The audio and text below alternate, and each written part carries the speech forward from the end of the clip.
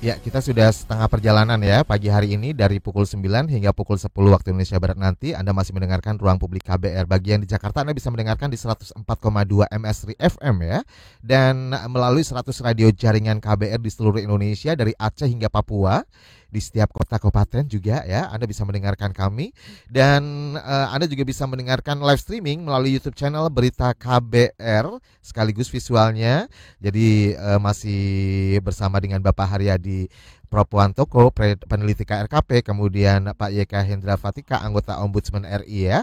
Dan sepertinya sudah ada penelpon yang sudah terhubung melalui telepon bebas pulsa di 0800 245 7893. Untuk WhatsApp-nya sekali lagi di 0812 118 8181. Dan untuk komentar di live chat YouTube juga kami tunggu di Berita KBR ya YouTube-nya. Ada Vivit yang ada di Bogor. Selamat pagi Vivit. Halo? Halo Ya, Vivit. Ya, silakan Vivit. Apa yang mau ditanyakan Vivit? iya Mas. Eh, aku ibu rumah tangga yang lagi sebel sekarang karena agak kesusahan untuk mencari minyak goreng. Jadi ini pembahasannya terkait masalah impor kan ya. Nah, jadi kepo, kenapa kita banyak sawit, sudah mengorbankan lahan-lahan pada digundulin gitu demi untuk menanam sawit gitu. Tapi kenapa juga kita tetap kekurangan minyak goreng? Atau apa yang salah gitu dengan regulasi pemerintah? Atau di petaninya, atau di bawahnya, gimana gitu loh supaya ini berjalan normal. Belum lagi ini selain minyak goreng yang langka gara-gara urusan sawit katanya, juga masalah kedelai juga yang naik. Padahal itu juga kan kita juga berlimpah juga pangan. Nggak kekurangan sih kita pangan, tapi kenapa ada aja masalahnya.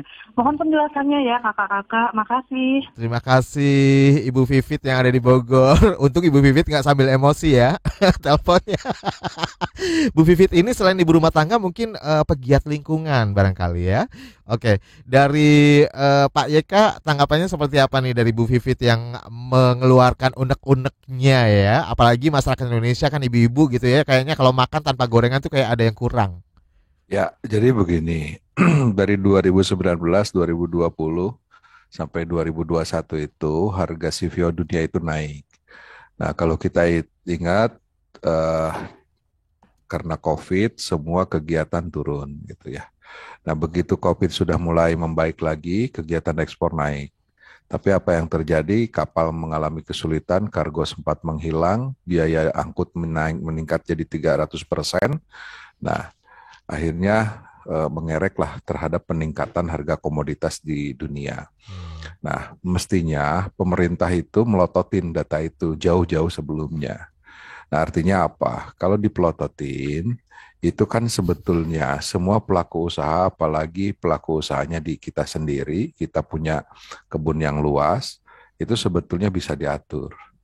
Nah, sering masalahnya apa? Ketika ini dikumpulkan para pelaku usaha itu, nah, treatment policy-nya itu nggak pas.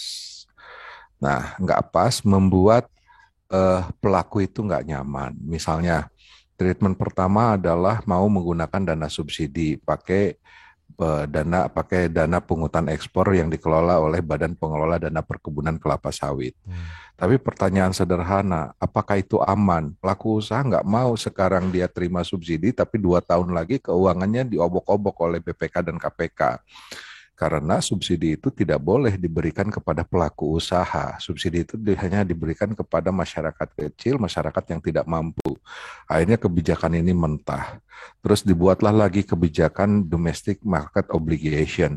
Tetapi sekali lagi dalam pengaturannya itu tidak fair play, tidak berkeadilan, yang pada intinya tidak ada jaminan bagi industri minyak goreng untuk mendapatkan CVO dengan harga yang ditetapkan oleh pemerintah. Misalnya dengan domestic market obligation itu minyak goreng itu harus mendapatkan CPO dengan harga 9.300. Tetapi pemerintah gagal menata ini. Akhirnya ada perusahaan minyak goreng yang beli CVO 15.000, Ada yang beli CVO 17.000, ada yang beli CVO dengan 9.300. Sehingga apa yang terjadi? Nggak boleh juga negara ini membuat pelaku usaha rugi.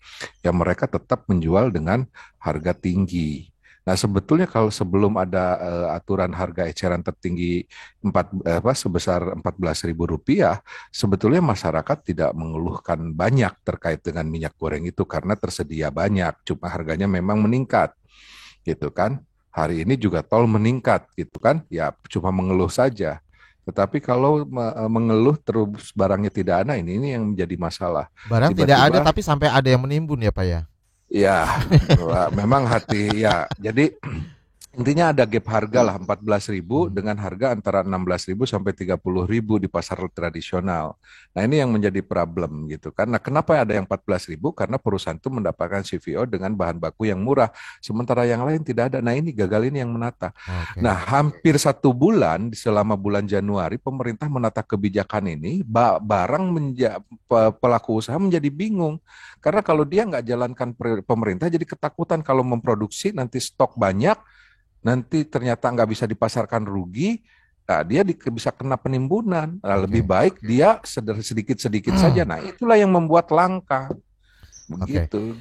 Ini apakah yang disampaikan Pak YK bagian dari hasil atau temuan pengawasan yang dilakukan oleh Ombudsman RI selama ini atau seperti apa?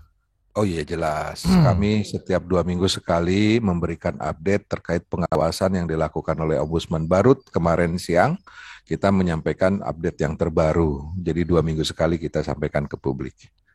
Itu masyarakat bisa mengakses ya? Bisa ada di YouTube-nya juga. Di YouTube Nah, juga. oleh karena itu saya berharap nanti kita pantau lagi 2 minggu. Nah, kalau 2 minggu ternyata masih tidak ada perubahan, maka Ombudsman akan bertindak cukup tegas untuk meminta pemerintah merubah merevisi regulasi dan sekaligus menggelontorkan, karena sekarang ini problemnya gini, kalau di bisnis itu ada yang namanya stok buat buffer, ada stok buat jualan. Nah, sekarang dua-duanya sudah hilang. Artinya pemerintah harus bekerja menyuplai 2 kali lipat ketersediaan minyak goreng agar masyarakat itu bisa menikmati ketersediaan minyak goreng ini. Oke, baik.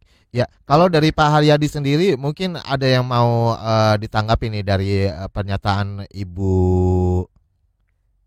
Vivit ya, Ibu Vivit yang ada di Bogor tadi. Iya, Ibu Vivit yang di Bogor. Jangan-jangan tetangga saya ini.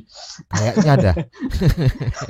Ya, kedelai ini ya sebenarnya nggak aneh ya. Wong dari dulu itu ya fluktuasinya begitu ya. Wong memang 75% diimpor dan yang 75 itu adalah yang digunakan untuk tempe gitu. Yang 25 itu kan untuk penggunaan yang lain. Nah, yang tempe ini memang keseluruhan dari impor, yang kedelainya besar-besar, yang mulus-mulus begitu ya. Nah, tentunya mau nggak mau ini kan bergantung pada harga global. Ada gejolak yang ada di sana, baik gejolaknya berkaitan dengan supply demand maupun kurs dolar, ini sangat mempengaruhi harga di dalam negeri. Nah, itu sudah sejak dari dulu. Cuman pertanyaannya, mengapa itu tidak segera dimitigasi melalui struktur yang ada di kita, gitu, kebijakan-kebijakan yang ada di kita. Nah, yang saya khawatirkan adalah ini pembelajaran dari bawang putih, dan ini jumlahnya mirip-mirip ya. Bawang putih juga sebagian besar didatangkan dari luar gitu. Bawang putih itu sebenarnya kalau dilakukan importasi dengan baik itu tidak cukup mempengaruhi harga di konsumen yang ujuk-ujuk mencapai 60.000, ujuk-ujuk mencapai 100.000 di tahun 2019 gitu. Itu kan luar biasa.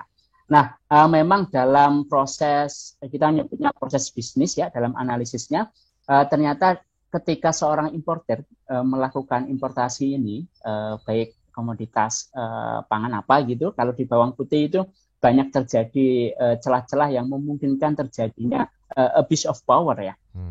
Di bawang putih itu dalam verifikasi misalnya, ini sudah kami laporkan juga waktu itu di publik maupun bersama KPK, di proses verifikasi untuk menentukan siapa importer yang mendapatkan dengan berapa jumlahnya, itu sangat riskan terjadinya biaya transaksi.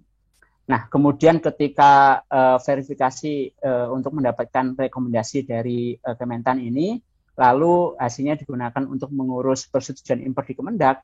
Di dalam verifikasi itu juga banyak kejadian biaya transaksi.